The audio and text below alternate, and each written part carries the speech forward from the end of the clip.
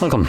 In front of me I have the Honor 9A, and today I'll go over a quick unboxing along with an overview of this, well, the specs that are with this device. So anyway, let's just pop it open and get a look at the device, power it on if it's not. Okay, so it is turned on. I'm gonna quickly go through the setup, or leave it aside for now.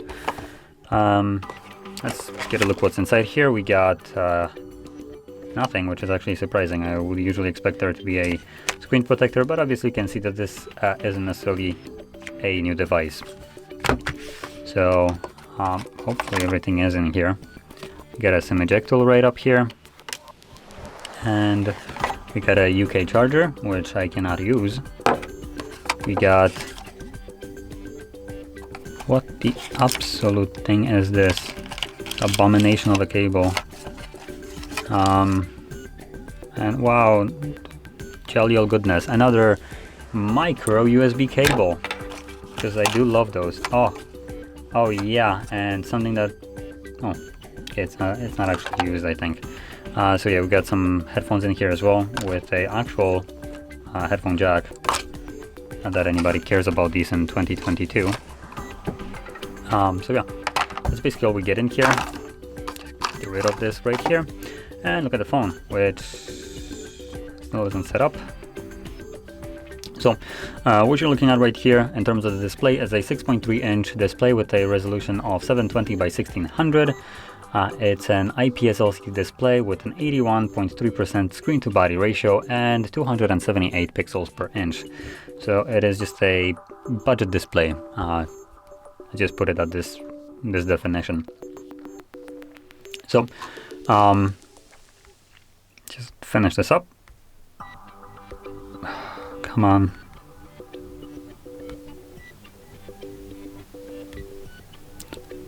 Okay, so now that it's set up, I'm gonna flip it over and we can get a look at this triple camera setup, which is not necessarily the greatest. We have a 13 megapixel wide sensor, we have a 5 megapixel ultra wide, and then 2 megapixel depth sensor. Now, a depth sensor is basically used by portrait mode when you select in the camera portrait, and I don't recommend you doing that because usually those 2 megapixel sensors ruin the photo. They basically try to make a blur in the background, and they fail to distinguish what is a foreground and what is a background, making a massive blurry mess off of it. That is clearly visible when it comes down to like hair on someone's head, when it tries to define hair as a foreground or background, and it fails at it. So yeah, I don't recommend doing that. I just recommend using the normal photo mode, which should give you some bokeh on it, but not much, but at least it will be a clear photo. Now at the front we have a 8 megapixel wide sensor, so yeah, not much going on here. Now because this is an Honor device, which I believe was released after the Huawei ban, it does not actually have a Play Store. And you can probably, if you've seen this, it did have this little thing right here, explore it on App Gallery, which basically means nothing, because you are literally forced into their App Gallery ecosystem, because that is the only way you can actually get apps on this device. So you're planning to download something, go through App Gallery. Play Store completely gone, Google Maps gone, Gmail gone, YouTube I think also gone. So yeah, you don't have access to basically majority of the things that almost every Android does have access to, which is a shame.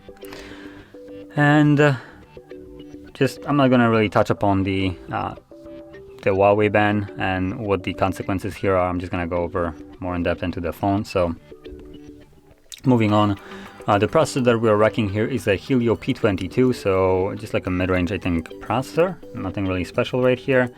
And considering this phone was released in April of 2020, it is a fairly dated phone right now, nearly 2 years old. So I'm gonna just come out right now and say I wouldn't recommend buying it right now, because I'm recording this video in 2022, 2 years after it's been released, making this phone completely useless at this point. And the only reason why I'm doing it is because it is part of my job description. So yeah. Good old days.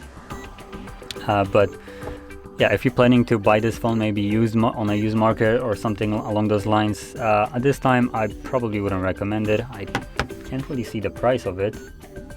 Oh no, never mind, I can. It's about 150 euros. Now, I don't know if this probably isn't the used market, so if you can get it below 100 euros, then I would say maybe this phone is worth it to getting it on the used market. Obviously, if it's in a good condition. If it's not, for 150 bucks, you can go for something else like a Xiaomi, which will offer you a current day budget spec phone with usually fairly decent specs for a budget device. If we're comparing it to other budget phones, obviously.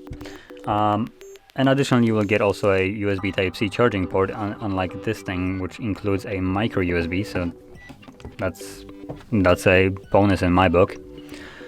So yeah, not much happening with this device here. It has 5000 mAh battery, probably a 5-watt charger if I'm correct. Let me just quickly check. Yep, it's a... What is it? No, it's a 10-watt charger. So right here, 10 watts. So that's actually a little bit better than I expected, but still nothing special. Obviously, I can use this charger because I live in Poland and we don't use UK chargers here. So yeah. So yeah, going back to the device, 5000 mAh battery, Helio P22, 3 gigabytes of RAM. What else? We have 64 gigabytes built-in storage. And not much more to say about this device. It's just mediocre at the time that was, or it was budget at the time that it was released, and that was 2 years ago.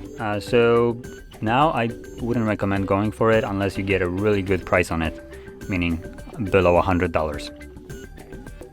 So yeah, that being said, if you found this video helpful, don't forget to hit like, subscribe, and thanks for watching.